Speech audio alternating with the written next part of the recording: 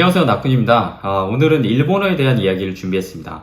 저는 올해 9월이면 어느새 일본에 온 지도 꽉 채운 7년차가 됩니다. 저는 2010년도에 JLPT N1에 합격했고 2012년도 처음으로 교환 유학으로 일본에 왔을 당시 일상생활과 아르바이트 그리고 대학 수업을 듣는데 큰 어려움을 겪진 않았습니다. 물론 자잘한 문제는 끝도 없었어요. 그리고 2015년에 일본 회사에 입사를 해서 6년 동안 회사 생활을 했고 그 중에 4년간은 점장을 맡으면서 나름대로 중간 관리직으로서 비즈니스 일본어를 접했습니다. 그런데 물론 어떻게든 일을 해왔다곤 하지만 일본어가 정말 단 한 번도 편해진 적이 없습니다. 매 순간 불편하고 또 지금도 어렵습니다. 물론 제가 일본어를 체계적으로 공부한 사람이 아니라서 그럴 수도 있어요.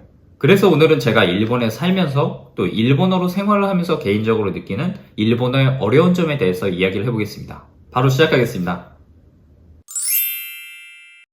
제가 생각하는 첫 번째 이유는 지적을 받지 않는다입니다. 약간 추상적인데요. 저는 우리가 일본에 살면서도 일본을 익히는데 어려움을 느끼는 원인 중에는 문화적인 요인도 있다는 생각이 듭니다. 일본에서는 어떤 행동이 조금 잘못되더라도 대놓고 그 자리에서 지적을 하는 경우가 거의 없습니다. 상대방의 체면을 존중하는 배려의 문화로 볼 수도 있겠지만 일본의 비즈니스 문화를 어렵고 복잡하게 만드는 요인이기도 합니다. 이 문화의 연장선으로 일본에서는 어떤 외국인이 다소 어색한 일본어로 말을 하더라도 지적을 하거나 고쳐주려고 하지 않습니다. 물론 일본 내에서도 지역차는 있지만 이게 신뢰라고 생각해요. 일본어는 한국어와 어순이 같고 비슷한 표현도 다수 존재해서 기본적인 일상 회화가 가능해지기까지 시간이 그렇게 오래 걸리는 언어는 아닙니다. 하지만 일본어도 외국어인 만큼 당연히 큰 차이가 있고 비슷한 표현들 속에서도 미묘한 뉘앙스의 차이가 있습니다. 문제는 일본이 그 미묘한 뉘앙스 차이에 굉장히 집착하는 나라라는 거예요. 물론 친구들과 담소를 나누면서 격식 없이 어울릴 때는 어떤 문제도 되지 않습니다. 한류의 영향력이라는 게 실제로 대단해서 한국이란 나라 자체에 관심을 가지고 있는 사람들도 많이 있고 한국의 문화도 어느 정도 이해하고 있는 사람들이 많습니다. 먼저 호감을 가지고 다가와서 말을 거는 사람이 많으니 대화 소재도 부족함이 없고 다소 어색하거나 잘못된 표현을 쓰더라도 문맥상 알아듣는 데는 크게 문제가 없습니다. 이렇게 일상생활 속의 의사소통에서 큰 어려움을 느끼지 못하니 이 정도면 괜찮겠구나 이런 착각에 빠지기가 쉽습니다. 그런데 여기서 제가 일본어가 어렵다고 느끼는 두 번째 이유는 비즈니스 일본어의 극강무도함입니다. 앞에서 잠깐 말씀드렸던 것처럼 일본은 미묘한 뉘앙스 차이에 민감합니다. 일본어는 경어 표현이 굉장히 발달된 언어이고 업무 중에 사용하는 일본어에는 존경어와 겸양어 표현이 반드시 들어갑니다. 참고로 존경어는 상대방을 높이는 표현이고 겸양어는 나를 낮춰서 상대방을 높이는 표현입니다. 이게 한국어로 번역하기엔 굉장히 애매한 문법이에요. 예를 들어 일본어에 눈으로 보다라는 의미의 미루라는 동사가 있습니다.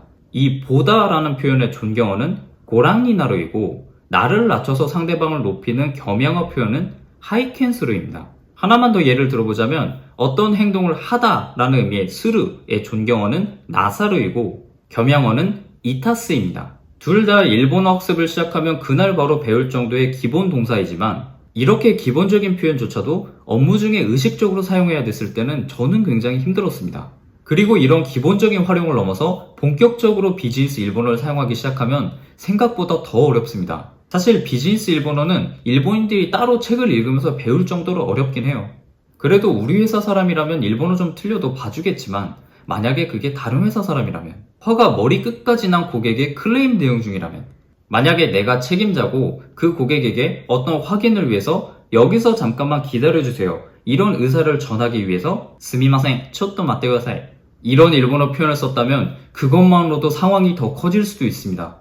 업무 중에 필요한 일본어 레벨에 대한 영상은 제가 예전에 만든 게 하나 있으니까 좀 더 구체적인 내용이 궁금하시면 그쪽 영상을 참고해주세요. 제가 일본어를 어렵다고 느꼈던 세 번째 이유는 한자입니다.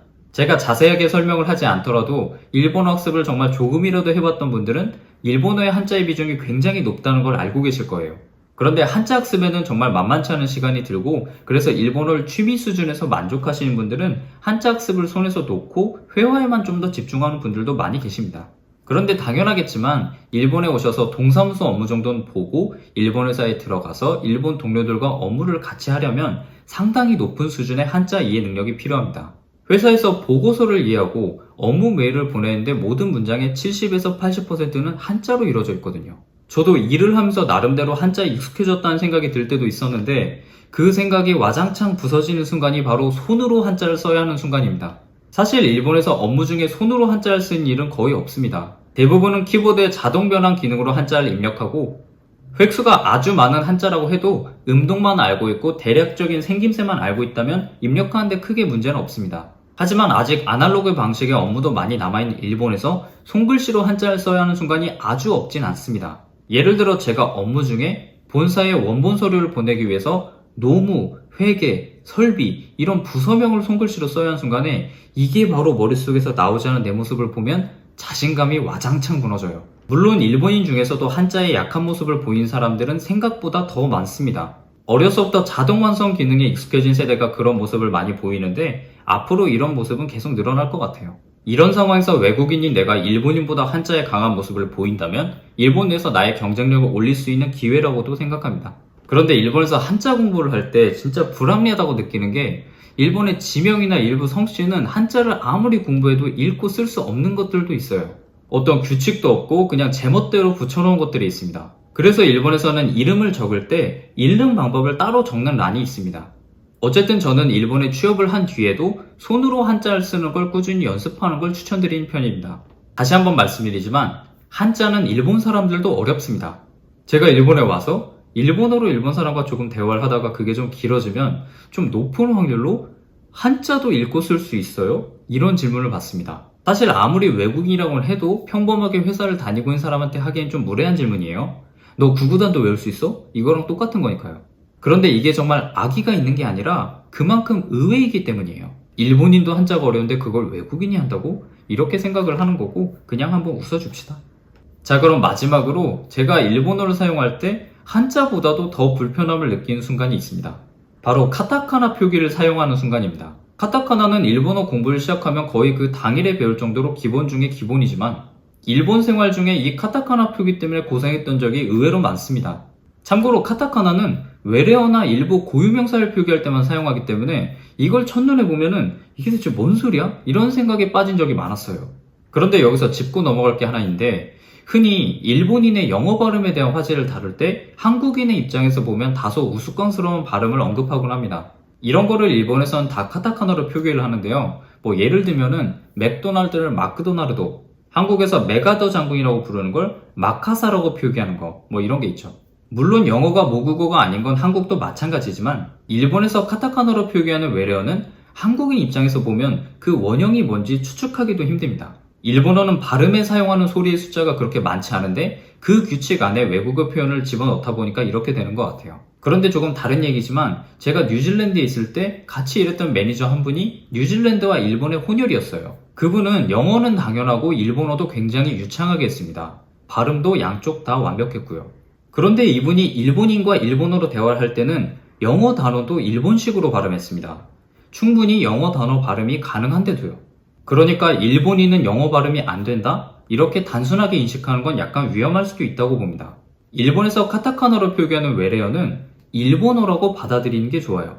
그리고 한국에 콩글리시가 있는 것처럼 일본에도 일본 내에서만 통하는 영어 표현들이 있죠.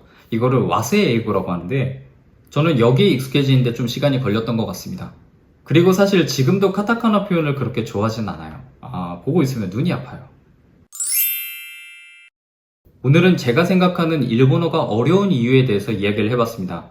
일본어에 대한 이야기는 몇 번 영상으로도 만들었고 또 라이브에서도 자주 하는 이야기인데요. 일본어 공부하는 사람들 사이에서는 좀 유명한 말이 있어요. 일본어는 웃으면서 들어가서 울면서 나온다. 사실 어떤 언어든 그걸 능숙하게 말하고 다루기까지 시간이 많이 걸리는 건 당연하지만 일본어는 시작이 쉬웠던 만큼 그 나중에 느끼는 배신감? 그런 게 좀 있는 것 같아요. 어쨌든 저도 지금도 울기만 하고 나오진 못했고요. 아마 한참은 더 울어야 될 것 같습니다. 질문은 댓글이나 인스타에 남겨주시고요. 매주 금요일 라이브도 진행하고 있습니다. 오늘은 여기까지 하겠습니다. 감사합니다.